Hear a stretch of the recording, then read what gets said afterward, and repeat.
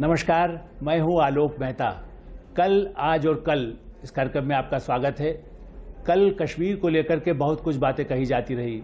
वैसे तो सैकड़ों वर्षों का इतिहास है, लेकिन हम कहें कि आज़ादी के बाद भी जिस तरह से हाल के वर्षों में कश्मीरी पंडितों को दर्द सारी देश और दुनिया ने देखा, 370 धारा खत्म होने के बाद एक नया क्रांति जैसी लगी और लगा कि एक पूरा सबके साथ न्याय होगा, कश्मीरी पंडित वापस भी जा सकेंगे, वहाँ पर ऐसी व्यवस्था आएगी, लोकतांत्रिक व्यवस्था फिर से, जिससे कि सभी का प्रतिनिधित्व ठीक से हो सके, केवल लूट मार कर सकने वाले राजनीतिक तत्व न रहें, कोई आतंकवादियों से बचाव के लिए या उनके साथ जिसे कहते हैं कि उनके साथ मिले जुले लोग न रहें। और इसलिए एक परिसीमन आयोग बना ताकि विधानसभा लोकसभा के क्षेत्रों का ठीक से आवंटन हो, प्रतिनिधित्व हो, कश्मीरी पंडितों का प्रतिनिधित्व हो और साथ में कश्मीर जिस पर पाकिस्तान के कुछ हिस्से पर जिस पर कब्जा किया हुआ है, उस अधिकृत कश्मीर के प्रतिनिधित्व के लिए भी प्रावधान किया जाए।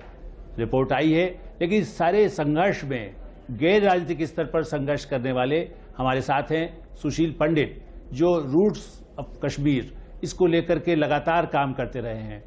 सुशील पंडित जी, आपका इस कार्यक्रम में स्वागत है। आलोक जी, बहुत बहुत धन्यवाद और आभार इस चर्चा में शामिल करने के लिए।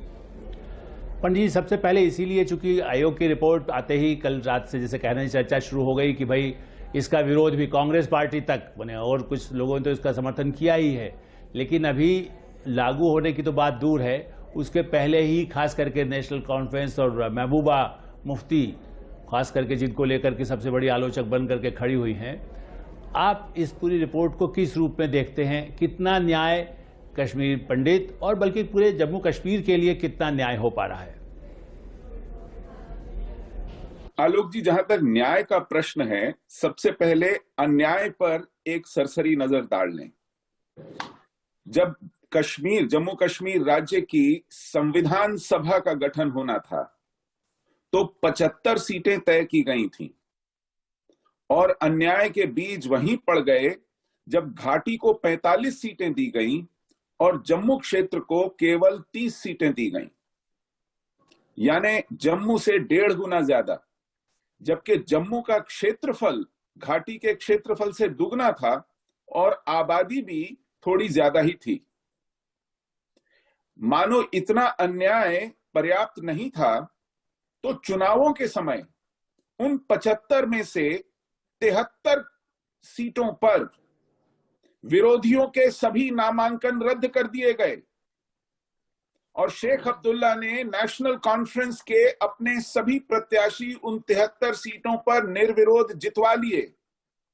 प्रजा परिषद के सारे नामांकन रद्द कर दिए गए और जिन 2 सीटों पर चुनाव हुआ वहां भी घपला करके अपने ही नामित व्यक्तियों को संविधान सभा में घुसा लिया और यह आवंटन 45 और 30 का लगातार जारी रहा, जिससे घाटी को वर्चस्व मिला, राजनीतिक वर्चस्व मिला जम्मू क्षेत्र पर।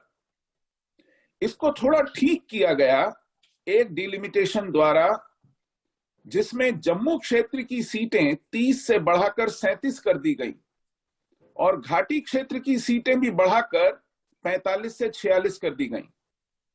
अभी भी एक अन्यायपूर्ण आवंटन था। अब उस डिलिमिटेशन को, जो इस आवंटन को ठीक करता, 2002 में 25 वर्षों के लिए टाल दिया गया तत्कालीन नेशनल कॉन्फ्रेंस सरकार द्वारा।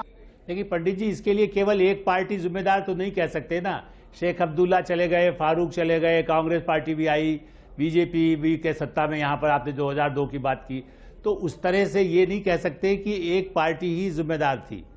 जी नहीं, मैंने किसी पार्टी को जिम्मेदार नहीं ठहराया, लेकिन जो बीज पड़े इसके, जहां से शुरुआत हुई, तो नेशनल कॉन्फ्रेंस ने उस संविधान सभा का चुनाव चुरा लिया, गलत आवंटन किया और केंद्र की सरकार ने उस पर आंखें मींची और उसे होने दिया।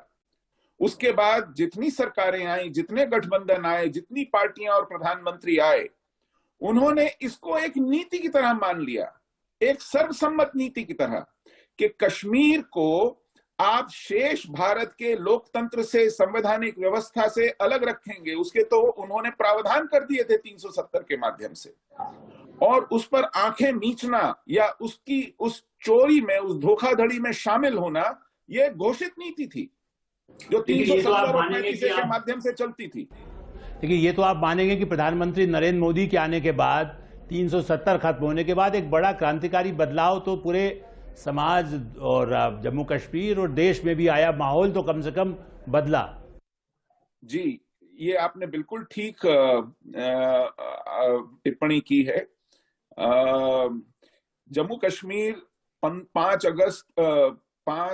अगस्त 2019 के बाद एक युग प्रवर्तक निर्णय के बाद एक नए काल में प्रवेश करता है। वहां केवल राज्य का दर्जा ही नहीं लिया जाता, उसका पुनर्गठन होता है। लद्दाख को कश्मीर की गुलामी से, उसके औपनिवेशिक परिस्थितियों से स्वतंत्रता मिलती है। वह अपने आप में एक केंद्र शासित प्रदेश माना जाता है और शेष जम्मू कश्मीर को एक केंद्र शासित प्रदेश बनाया जाता है। वहां की व्यवस्था, विधानसभा की व्यवस्था को भंग करके वहां उपराज्यपाल नियुक्त करके, वहां पंचायती राज की संस्थाओं को पुनर्जीवित करके, चुनाव कराकर, स्थानीय निकायों के चुनाव कराकर एक नए वातावरण का पदार्पण होता है। ये बात बिल्कुल मानी जाएगी। लेकिन अब तो जो परिसमन आयोग बनाया है, इसके बाद तो आशा जागी है ना कि कम से कम ये इस तरह से विधानसभा सारे क्षेत्रों को इसका पुनर् होगा और इसके साथ प्रतिनिधित्व मिलेगा सभी क्षेत्रों को, खास करके कश्मीरी पंडितों को रिजर्व सीट उनके लिए रखी जाए। वहाँ पर जो उस तरह के जो प्रतिनिधित्व पूरे इलाकों को इस तरह से बांटा गया है, जिससे कि जो आधिपत्य एक क्षेत्र का रहता था, जिसको आप ये कह सकते हैं कि भाई वो मुस्लिम बहुल इलाका था, तो उसमें बंटवारा करके एक अच्छी शुरुआत चुकी हुई है। इसलिए मैं कह रहा हूँ कि क्या इससे एक विश्वास पैदा होगा कि हम ऐसा लोकतांत्रिक व्यवस्था, क्योंकि राज्यपालों के जरिए नहीं चल के विधानसभा के जरिए आगे की कार्रवाई बढ़ सकेगी। आलोक जी, अपेक्षा तो यही थी, लेकिन क्या हुआ है अब इस पर थोड़ी नजर डालें। खुद भारतीय जनता पार्टी की जम्मू कश्मीर इकाई ने बार बार कहा कि 2011 का जो सेंसस है, जो जनसांख्यिकी है, उसमें घपला है, कृपया उसको आधार न बनाएं। 2021 का सेंसस प्रक्रिया शुरू हो चुकी है। जहां इतना प्रतीक्षा की, कुछ महीने और प्रतीक्षा कर लें, उसके जैसे ही आंकड़े आएंगे उसको आधार बनाया जाए, क्योंकि उन आंकड़ों पर आप विश्वास कर सकते हैं।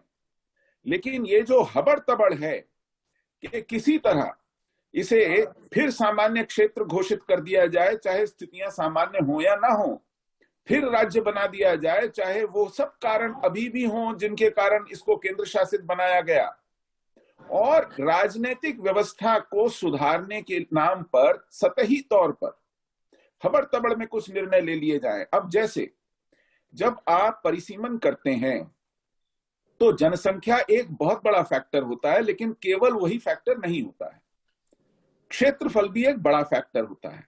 अब जम्मू का क्षेत्रफल घाटी के क्षेत्रफल से दुगुना है। दूसरी बात, वहां जो क्षेत्र है, अब घाटी जो है वो रिलेटिवली अगर उसका तुलना की जाए तो तुलनात्मक तौर पर फ्लैट है। वहां पर जो एक्सेस है, जो साधन है पहुंचने के, संचार के, यातायात के, वो अधिक सुलभ हैं। जम्मू क्षेत्र अपेक्षाकृत काफी कठिन है, जटिल है, दूर दराज है, छितरा हुआ है। इन सब बातों को अगर ध्यान में रखते हैं तो भी जम्मू को अधिक सीटें मिलनी चाहिए थी। क्योंकि ये भी सही है कि 2021 के आधार पर हो सकता है कुछ महीने लगे, अभी वहाँ जो सामान्य स्थितियाँ बनती हैं तब तक इस पर सबके सुझाव आए, उसको प्रसारित हो, और उसमें चुनाव आयोग भी हड़बड़ी में तो चुनाव कराएगा नहीं, मौसम पर भी निर्भर करेगा। इसलिए ये अपेक्षा की जानी चाहिए, जैसा आपने कहा, कि इस पर भी जो सुझाव संशोधन आते हैं उसके आधार पर आगे काम हो सके। लेकिन मैं इससे जुड़ा साथ में ये बात आपसे जानना चाह रहा हूँ, कश्मीरी पंडितों के पुनर्स्थापन के लिए और जो एक तरह से कुछ, जैसे आपने जिक्र किया पंचायतों के स्थानीय चुनाव हुए, क्या इससे लगता नहीं कि पहले के बजाय लोगों को अधिकार मिलना, अब बड़े पैमाने पर इस बार भी कश्मीर पर पर्यटक जा रहे हैं, बड़े संख्या में पहुंच रहे हैं, सारे आतंकवादी हमलों के बाद भी मैंने जिस तरह के बीच बीच में जो कोशिश घटनाएं होती हैं, ऐसी स्थिति में कश्मीरी पंडितों के लिए भी एक रास्ते खुले हैं। आलोक जी, वो रास्ता इस तरह की जल्दबाजी में नहीं खुलेगा। वो रास्ता पिछले 30-32 सालों पर लीपापोती करके नहीं होगा। वह रास्ता यह पुष्टि किए बिना नहीं खुलेगा कि असल में हमको वहां से निकलना क्यों पड़ा। अगर हमारा जातीय विध्वंस हुआ, हमारा सामूहिक संहार हुआ, तो उसे कबूलना पड़ेगा। हमें प्रवासी कहना बंद करना पड़ेगा। हमें माइग्रेंट कहा जाता है।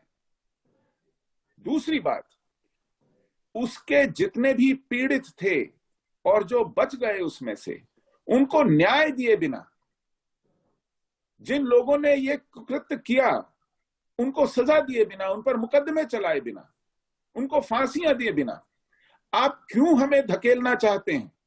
किस जल्दी में है? तो आपका ये कहना है कि महबूबा मुफ्ती और फारूक अब्दुल्ला आतंकवादी संगठनों को भी अप्रत्यक्ष रूप से सहायता करते रहे, जो बजट यहां से जाता था उसे उसकी जनता के लिए खर्च नहीं होता रहा, उनको उनके लिए न्याय पालिका के जरिए, मतलब बाकायदा अदालत में मामले ले जा करके उनको दंडित किया जाए? जी, ये आरोप तो स्वयं गृह मंत्री ने संसद में लगाए थे जब 370 का उन्होंने क्षय किया और कश्मीर को पुनर्गठित किया। उन्होंने स्वयं ये गंभीर आरोप लगाए थे कि वहां के जो क्षेत्रीय दल हैं, वहां की जो राजनीतिक व्यवस्था है, वो आंख मिचौली का खेल खेलती रही जिहाद के साथ और परोक्ष रूप से उनको समर्थन देती रही। और इसका प्रमाण है, अभी सत्ता में आए 1 हफ्ता नहीं हुआ था गठबंधन सरकार को, पीडीपी बीजेपी की, कि मसरत आलम को छोड़ दिया गया जो एक इनामी गुंडा और आतंकवादी था, और ये डील हुई थी कि उन्हें सत्ता में आने दिया जाए, हुर्रियत इस गठबंधन को समर्थन दे परोक्ष रूप से, और उसकी कीमत ये होगी कि मसरत आलम को रिहा किया जाएगा। 31 मार्च को यह गठबंधन सत्ता में आया और 1 मार्च को यह गठबंधन सत्ता में आया और 8 मार्च को मसरत आलम रिहा था, जिसको पकड़ने में महीनों लग गए थे पुलिस को, सुरक्षा बलों को। और उसके बाद जो कभी नहीं देखा गया कश्मीर घाटी में 32 सालों में, उस वक्त 2015 की बात है, तो मैं कहूंगा 25 सालों में, कि श्रीनगर के पुलिस हेडक्वार्टर के सामने पाकिस्तान के झंडे लहराए गए, आजाद कश्मीर के झंडे लहराए गए, और सैयद अली शाह गिलानी जो दिल्ली से लौट रहे थे सर्दियां वहां बिताकर, उनकी अगवानी में रैली निकाली गई और नारे लगे पाकिस्तान जिंदाबाद और भारत मुर्दाबाद। पंडित जी, भारत विरोध की बात पर तो पूरा देश और पूरी दुनिया मान सकती है।